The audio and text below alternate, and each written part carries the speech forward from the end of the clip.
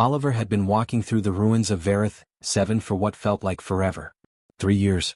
3 long years since his ship crashed on this dying planet. His boots left prints in the red dust, prints that would probably blow away by morning. He was used to being alone now. The solitude had become his only friend. The machinery around him was old, so very old. Twisted metal frames reached toward the crimson sky like the bones of ancient creatures. Oliver moved between them with the careful steps of someone who knew these ruins by heart. He had memorized every collapsed tower, every shattered circuit board, every broken promise this world held. As a mechanic, he understood machines better than people. Machines made sense. Machines had logic. Out here, alone, that was all he needed. Today he was investigating a massive structure that had fallen years ago. The metal was still warm to the touch even after all this time. Something about it called to him, something he could not quite explain. Oliver had learned not to question his instincts. They had kept him alive when the rescue teams never came. When he realized no one was coming at all. He knelt beside a twisted support beam, running his hands along the circuitry embedded within it. His fingers moved automatically, reading the patterns like old friends. Some connections were still active, sending weak pulses through the metal. That was strange. Very strange. Most of the machinery on this world was completely dead, drained of power years ago. But these circuits hummed with something. Life maybe. Or something close to it. That is when he heard it. Not with his ears. The sound came from somewhere inside his mind, like chimes made of crystal mixed with the sound of something crying. Oliver jerked back, his hand pressing against his chest. His heart was racing. He was not crazy. He had checked his mental state many times over the years. Isolation did not do this to a person. Not in 3 days, not in 3 years. The sound came again, clearer this time. It was calling to him. Pleading. Oliver started to move the heavy metal pieces aside, working with the strength born from 3 years of survival. His muscles burned, but he kept moving. Something under this metal needed help. He could feel it the way he could feel the pulse of broken machinery. It was like they shared the same language. Then he saw her. She was small, perhaps the height of a child, but her form was nothing like anything Oliver had ever seen. Her skin rippled with colors that shifted from blue to green to soft violet, like watching light move through water. Her body was vaguely human in shape, with 2 arms and 2 legs, but her movements were too fluid, too perfect, like she was made of water held together by some invisible force. Her eyes were the most striking feature. They were large and deep, holding an intelligence so profound that Oliver forgot to breathe. She was trapped beneath the beam, one of her delicate arms pinned beneath the weight of it. She was so still, so quiet that Oliver almost thought she was dead. But then her eyes focused on him, and the crystal chime sound returned to his mind. Please, her voice said directly into his thoughts. Please do not hurt me. Are you here to hurt our mother too? She is dying. Oliver did not think. He moved. His hands grasped the metal beam and lifted with everything he had. The metal screamed against the dirt, but it moved. The girl pulled her arm free with surprising grace, and Oliver let the beam fall behind him. It crashed into the dust with a sound like thunder. For a long moment, they simply looked at each other. Oliver was searching for words, for any way to explain that he meant no harm. The girl was silent, her colors shifting through the spectrum as if she was processing something very complex. My name is Oliver, he said finally, his voice sounding strange after so long without speaking to another living thing. I will not hurt you. The girl's form gradually steadied into a soft violet color, like a sunset reflected in calm water. When she spoke, her thoughts were gentler now, less desperate. I am Lily, she said. Thank you for helping me. I've been trapped for so long. So very long. She paused, her large eyes searching his face. You are not from here. You are not Sether. Sether? Oliver asked. My kind, Lily explained. She attempted to stand, and Oliver instinctively reached out to steady her. She did not pull away. We are part of Vareth. Vareth is our mother. We are her consciousness, her protection, her children. And she is dying. Oliver helped her move away from the rubble. Up close, he could see that her skin was almost translucent, and there were dark spots marring the usual brightness of her colors. She looked weak, exhausted in a way that went beyond physical tiredness. What is killing her? Oliver asked. A sickness, Lily said quietly. A weapon planted long ago by invaders. Machines that eat everything. They multiply and they cannot be stopped. Our mother grows weaker every day. Soon she will dream no more. And when she stops dreaming, I will stop existing. All of us will stop existing. Oliver felt something shift inside him. In 3 years of isolation he had forgotten what it felt like to matter to someone, to have purpose beyond simple survival. This small, delicate creature was looking at him with such desperation, such hope, that he could not turn away. "Show me," he said simply. "Show me this sickness. I am a mechanic. I understand machines. Maybe I can help." Lily's eyes brightened, and her form cycled through colors of hope and gratitude. She reached out and placed her small, delicate hand on his chest, right over his heart. "Our mother can feel your kindness," she whispered. "She is so tired, but she can feel it." In that moment, Oliver understood that his 3 years alone had not been empty after all. They had been preparation. For this. For her. For a purpose he never knew he was searching for. The shelter Oliver had built over the years was small but solid. It was made from salvaged metal and reinforced with materials he had carefully gathered from the ruins. Lily sat in the center of the main room, her luminescent form providing soft light in the darkness. Oliver had arranged cushions around her, things he had kept for comfort during the long nights when loneliness pressed down on him like a physical weight. "You want to understand," Lily said, her thought voice gentle but tinged with sadness. "But understanding means pain. It means knowing what was done to my mother. It means carrying that knowledge inside you." "I want to help," Oliver replied. "I cannot help if I do not understand." Lily nodded slowly. Her colors shifted to deep blue, almost sorrowful. She extended her hand toward Oliver and gestured for him to come closer. He hesitated for only a moment before moving to sit directly in front of her. Their hands touched, and suddenly Oliver's mind exploded with sensation. He was everywhere and nowhere. He was the ground beneath his feet and the sky above his head. He was ancient and young all at once. He could feel the pulse of energy flowing through vast systems, the hum of a world alive and conscious and aware. This was Vareth. This was what a healthy planet felt like when you experienced it directly through the mind of one of its children. But then the images changed. The clarity began to fracture. Oliver saw bright lights descending from above, saw massive ships cutting through the atmosphere. He saw beings that looked almost human but were twisted somehow, their eyes filled with hunger and greed. They brought machines with them, machines that were small and silver and numberless. The machines were released into Vareth's systems like a plague of locusts. They multiplied and consumed and spread through the planet's core with terrible purpose. Everywhere they touched, the beautiful energy networks of the world began to die. It was not a quick death. It was slow and agonizing and complete. The machines did not just destroy. They converted. They transformed living systems into dead metal. They turned the beautiful pulse of a living world into silent, empty machinery. Oliver gasped and pulled his hand away. His heart was pounding and sweat covered his face.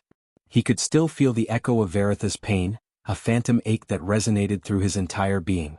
"That is what they did," Lily said softly. "That is what your kind did." The words hit Oliver like a physical blow. "My kind? Are you saying humans? We did this?" "Yes," Lily said, and there was no anger in her thought voice, only deep sadness. "Centuries ago, before your great-great ancestors' time, but yes. Your people came here seeking resources, seeking wealth. They did not care that my mother was alive, that we were alive. They saw only things to take." Oliver wanted to argue, to defend his species, but he could not. He had just felt what those machines had done. He had experienced the planet's suffering. What defense could possibly exist for such destruction? "Why did you not stop them?" he asked, then immediately regretted the question. It was cruel and stupid. But Lily did not seem hurt.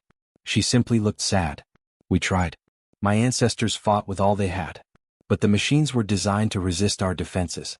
They were designed to consume us along with the world. My ancestors realized there was no way to win. They could only try to survive. They built barriers around the deepest parts of our mother's consciousness. They sealed themselves away to wait for rescue or death, whichever came first." "And now?" Oliver asked. "Now we are still waiting," Lily said. "But I am the last. All the others have gone into deeper sleep, trying to preserve what little energy remains. I stayed awake because someone had to watch. Someone had to remember when the end came. And then you arrived." Over the following days, Lily taught Oliver everything. Not through words but through mental connection. She would touch his hand or his forehead, and knowledge would flow into him like water filling a cup. He learned about Vareth's structure, about the systems that kept the planet alive and conscious. He learned about the Sether people, how they were not truly separate from their world but rather extensions of it, like cells in a larger body. He learned about the Nanites, the self-replicating machines that continued their endless work deep within the planet. They had been dormant for centuries, but they never stopped. They never rested. They simply consumed and multiplied, consuming and multiplying, eating away at the core of the world inch by inch. Lily showed him maps drawn in her mind, diagrams of how the infection spread through Veritha's vital systems. She showed him the places where the nanites had already destroyed entire regions of consciousness. She showed him the final stronghold, the deepest core where Veritha's primary consciousness still held on, weakening with each passing year. How long? Oliver asked one night as they sat together under the stars. Perhaps 10 more years, Lily said quietly. Perhaps less. The machines are accelerating. They have nearly broken through the final barriers. Oliver looked at this small, fragile creature who carried the weight of an entire dying world on her shoulders. He thought about the 3 years he had spent alone, thinking his life was meaningless. He thought about all the skills he had learned, all the mechanical knowledge he had accumulated. I will fix this, he said with sudden certainty. I do not know how yet, but I am a mechanic. Machines are what I understand. If these nanites are machines, then there must be a way to stop them. There must be a way to cure your mother. Lily's form brightened suddenly, shifting through colors of surprise and hope. She moved closer to him, and this time when she touched his forehead, he felt not despair but possibility. He felt the vast, ancient, dying consciousness of Verith recognizing him, accepting him, trusting him. Thank you, Lily whispered. Thank you for not turning away. The journey down began at dawn, with the crimson sky turning shades of orange and gold. Oliver and Lily stood at the mouth of a massive chasm that descended into darkness so complete it seemed to swallow light itself. This was the path to the core, the only way to reach the heart of the nanite infection. Oliver had spent weeks preparing, gathering equipment, building tools from salvaged materials. But no amount of preparation could ease the fear that gripped his chest. You can still choose not to go, Lily said quietly. Her form was a pale, worried blue.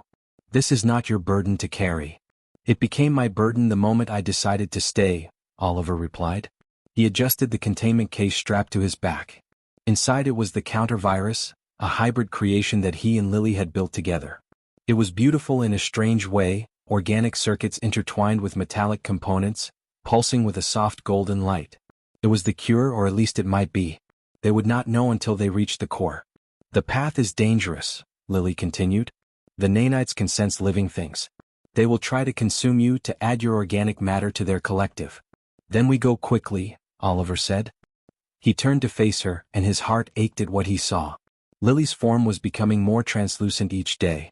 The infection was accelerating, spreading outward from the core like a shadow creeping across the land. She did not have much time left. Neither did Verith. Lily reached out and placed both her hands on Oliver's shoulders. Her touch was warm, almost human, but with an electric quality that made his skin tingle. Suddenly, his mind filled with her presence. It was different from before. This time she was not just showing him information. She was merging with him, creating a connection so deep that he could feel her thoughts as clearly as his own. I cannot go with you physically, she explained, her thought voice sad but determined. My consciousness is too tied to Verith. If I descended to the core, the nanites would recognize me as the most important part of this world. They would make me their first target. But I can go with you in spirit. I can guide you through the darkness. I can be your light. Oliver nodded, understanding. Then let us begin. The descent was like entering the belly of a dying beast. The walls of the chasm were smooth but warm, almost organic in their texture. Oliver moved slowly, carefully, his hands touching the stone to steady himself. Beside him, steps had been carved into the rock long ago, worn smooth by time and the passage of the Sether who had come this way before him. As he descended deeper, the air changed. It became thick and difficult to breathe, filled with particles that made Oliver's eyes water. The walls began to glow with a sickly green light. He recognized it immediately as the work of the nanites. They were everywhere, coating the stone in a thin metallic film that pulsed with corrupted energy. Stay focused, Lily's voice came from inside his mind, steady and calm. Do not look at them directly. Do not let them distract you. They want you to stop. They want you to turn back. Oliver realized she was right. The more he looked at the metallic coating, the more he wanted to flee. It was like staring at something that hurt to perceive, something that violated the natural order of the world. He forced himself to look down at his feet, to count his steps, to focus on the simple mechanics of moving forward. Hours passed, or perhaps days. Time became strange in the depths of the chasm. Oliver's legs burned with exhaustion, but he could not stop. Lily kept him moving, kept him talking through the fear and despair that tried to drag him down. "Tell me about your home," she asked at one point. "Tell me about Earth." So Oliver talked.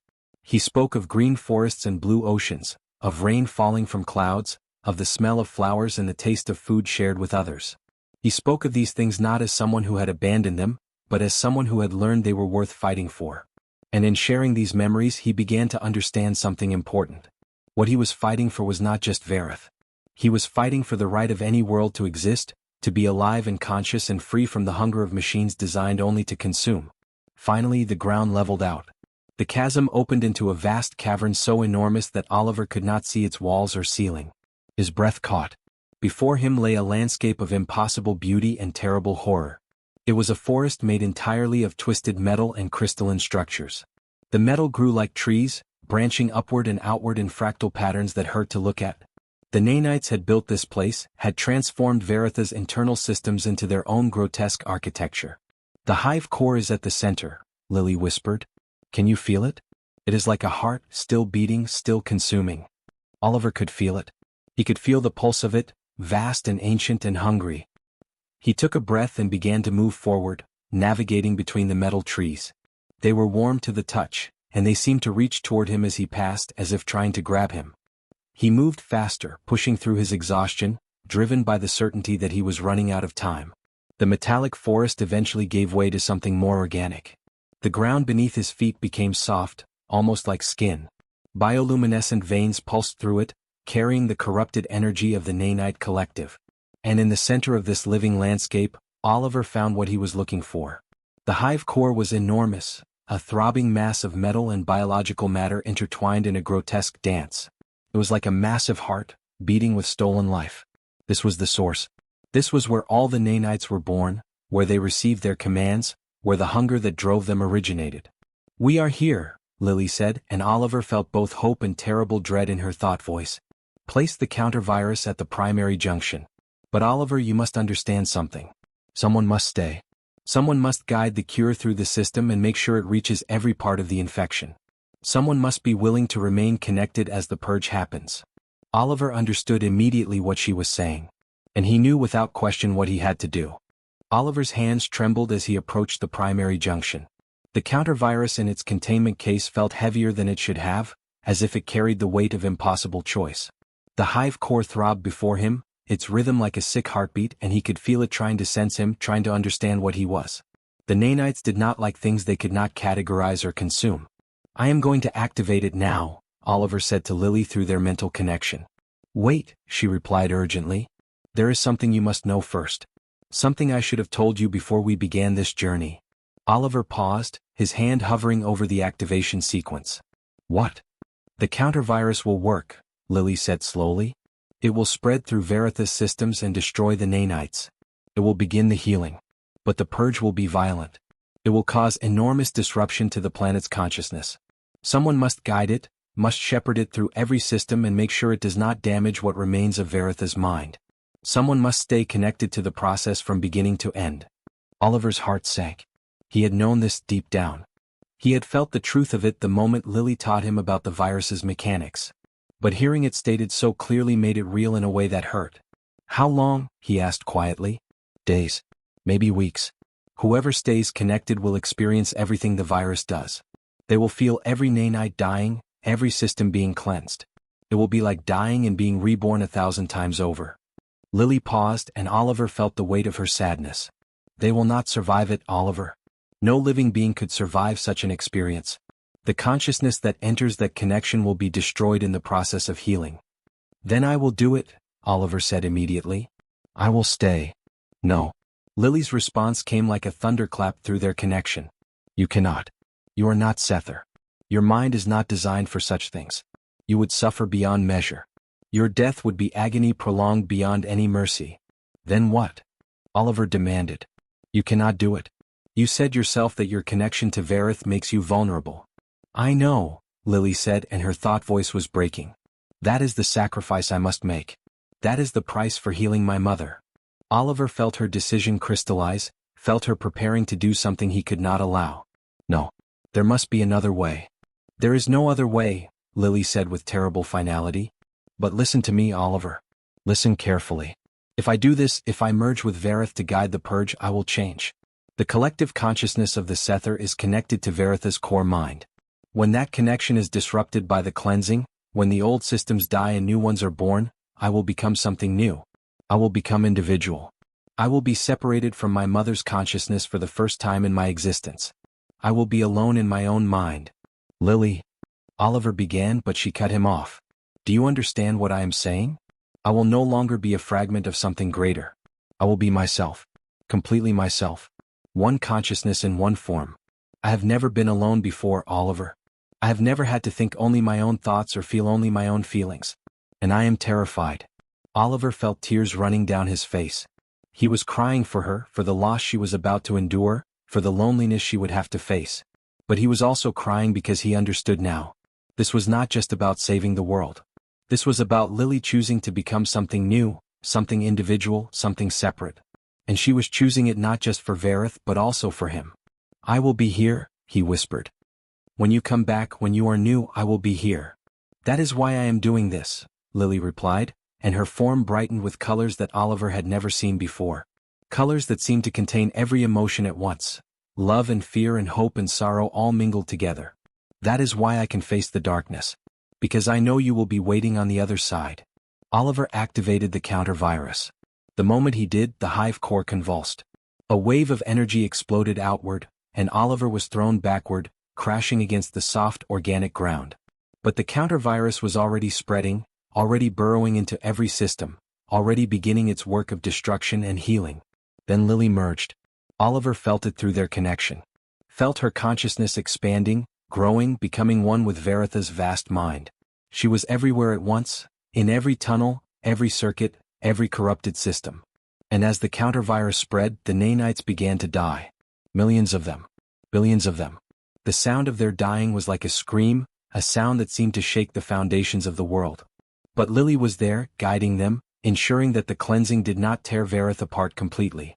She was a lighthouse in the storm, a voice of calm in the chaos. And as she guided the purge, Oliver felt her changing, felt the old collective consciousness fragmenting into something new. The experience lasted longer than days.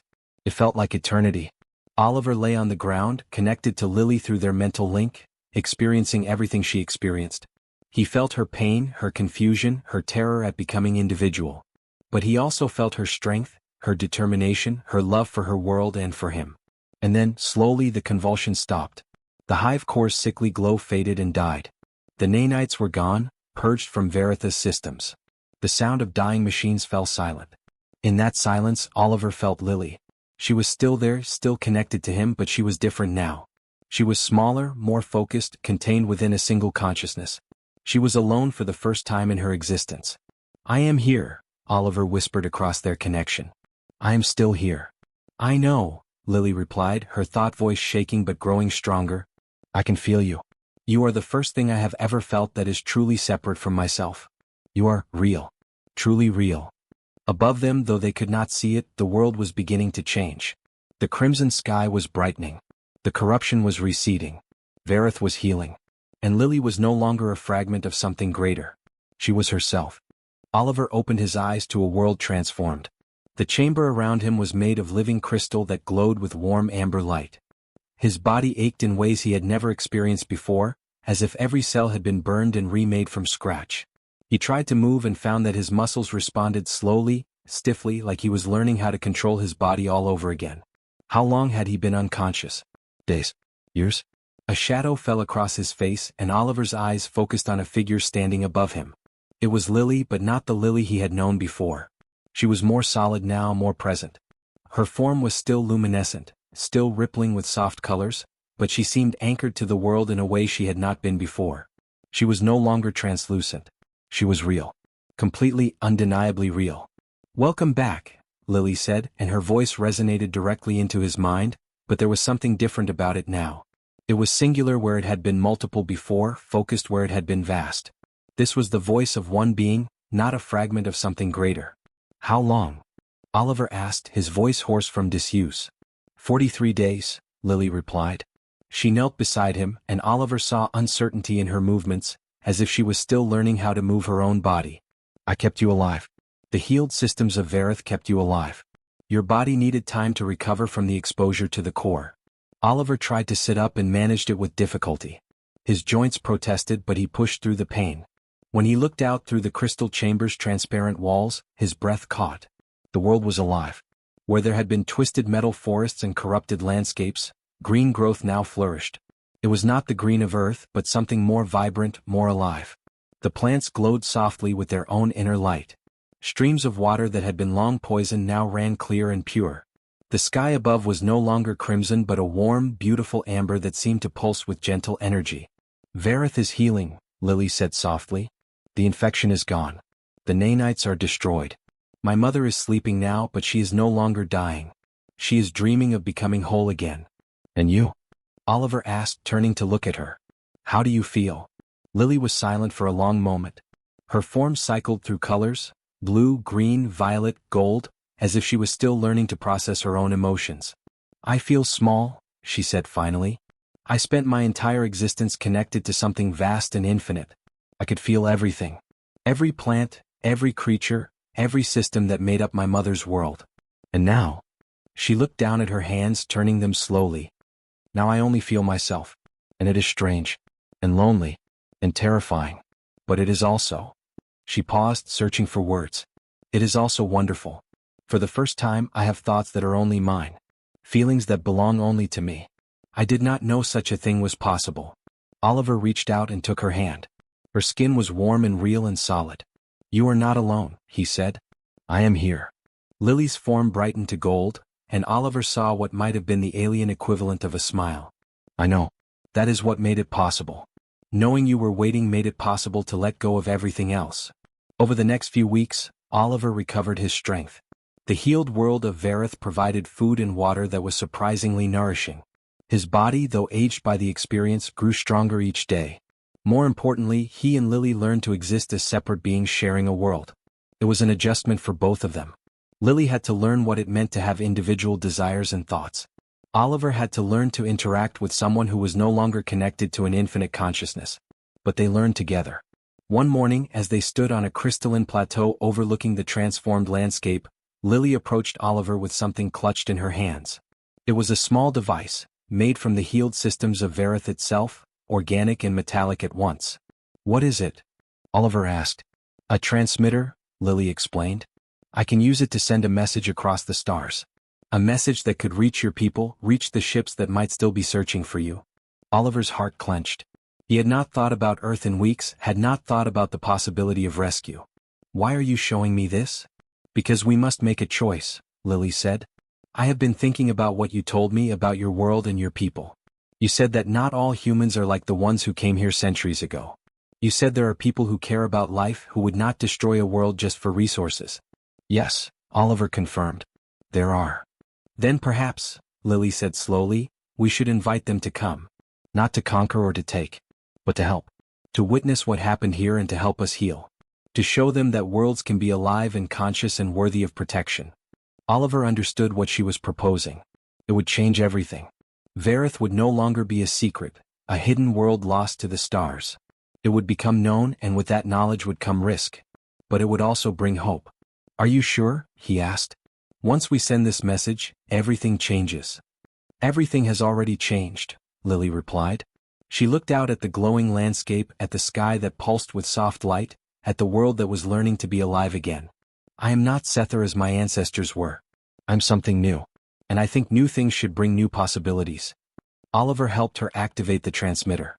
Together, they composed a message in simple English and Lily's unique thought language, a hybrid communication that would bridge the gap between species. The message was not a warning or a declaration of war. It was an invitation. An invitation for humanity to come and see what could be saved, what could be healed, what could be achieved when different beings worked together instead of against each other. As the message transmitted into the vast darkness of space, Oliver and Lily stood together on the plateau, watching the amber sky. Somewhere out there, ships would receive the signal.